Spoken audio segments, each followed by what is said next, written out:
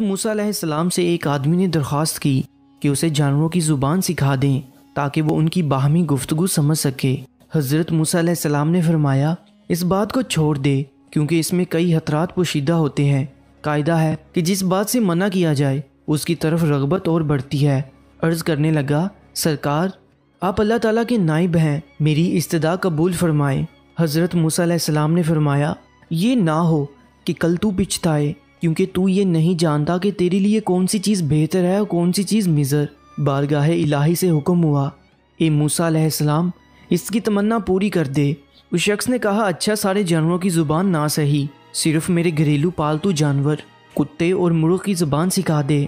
हज़रत मूसा अलैहिस्सलाम ने फरमाया, जा आज से उन दोनों जानवरों की बोली पर तुझको कुदरत हासिल होगी। वो शख्स ये सुनकर खुश अपने घर चला गया। सुबह हुई तो खादिमा ने दस्तरखान जारा, उसमें से रात का बचा हुआ रोटी का टुकड़ा ज़मीन पर गिरा। मुर्ग वो टुकड़ा उठाकर ले गया। कुत्ते ने कहा, दोस्त तू तो दाना धुनका खाकर अपना पेट भर लेगा, अगर रोटी का टुकड़ा मुझे दे दे तो मेरा गुजारा चल जाएगा। मुर्ग ने कहा, मियाँ सब्र करो, खुदा तुझे भी देगा, कल हमारे मालिक का घोड़ा मर जाएगा, तुम पेट भरकर खाइयो। वो शख्स उन दोनों की गुफ्तगू सुन रहा था। वो फौरन उठा, उसने घोड़ा खोला और जाकर मंडी बेच आया और नुकसान से अपने आप को बचा लिया। दूसरे दिन भी रोटी का टुकड़ा मुर्ग ले उड़ा। कुत्ते ने गुस्से में आकर मुर्ग से कहा, ए फरेबी ये द्रोह गोई कब तक चलेगी, तू झूठा है। अरे अंधे नजूमी तू सच्चाई से महरूम है। मुर्ग ने जवाब दिया, वो घोड़ा दूसरी जगह मर गया, मालिक ने नुकसान से बचने के लिए घोड़ा बेच डाला था। फिक्र ना कर, कल उसका ऊँट मर जाएगा और तू खूब पेट भरकर खाना। ये सुनकर मालिक उठा और ऊँट भी बेच आया। इस तरह उसने उसके मरने के गम और नुकसान से अपनी जान बचा ली। तीसरे दिन फिर ऐसा ही वाक़या पेश आया तो कुत्ते ने मुर्ग से कहा, अरे कमबख्त तू तो झूठों का बादशाह है, आखिर कब तक तू मुझे फरेब देता जाएगा। मुर्ग ने कहा, भाई इसमें मेरा कोई कसूर नहीं, मालिक ने ऊँट बेच डाला और अपने आप को नुकसान से बचा लिया। मुर्ग ने कुत्ते को तसल्ली देते हुए कहा, फिक्र ना कर, कल इसका खच्चर मर जाएगा, उसे सिर्फ कुत्ते ही खा सकते हैं, तुम भी जी भरकर खाना। मालिक ने जब ये सुना तो उसने खच्चर भी फ़रोख्त कर दिया। मालिक अपनी होशियारी पर बेहद खुश था कि वो यके बाद दीगरे 3 हादसों से बच गया और कहने लगा, जब से मैंने मुर्ग और कुत्ते की ज़ुबान सीखी है कज़ा व कदर का रुख फेर दिया है।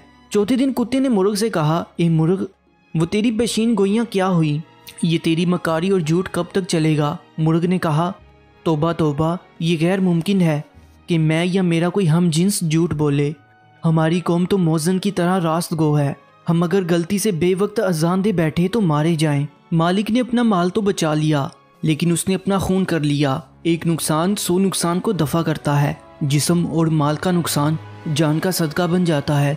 बादशाहों की अदालत से सज़ा मिले तो माल का जुर्माना अदा करके जान बच जाती है, लेकिन क़ज़ाए इलाही के भेद से बेखबर होते हुए भी जो आदमी अपना माल बचाता है वो महज नादान है। अगर वही माल उस पर से सदका हो जाता तो शायद उससे बला टल जाती। अब कल यकीनन मालिक खुद मर जाएगा, उसके वारिस उसकी वफ़ात पर गायें ज़िबा करेंगे, बस फिर तुम्हारे वारे न्यारे हैं। घोड़े, ऊँट और खच्चर की मौत उस नादान की जान का सदका था। वो माल के नुकसान से तो बच गया लेकिन अपनी जान गंवा बैठा। मालिक मुर्ग की बातें गौर से सुन रहा था।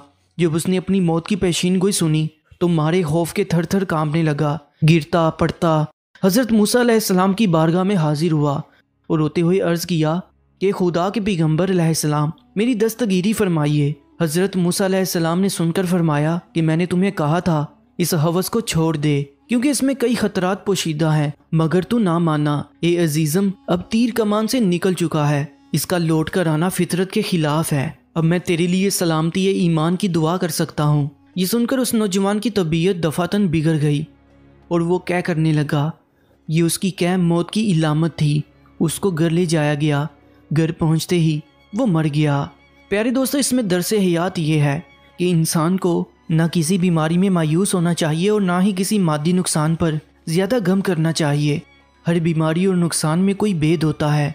जिस्म की बीमारी या माल का नुकसान किसी बड़ी मुसीबत का सदका बन जाता है और उसको टाल देता है।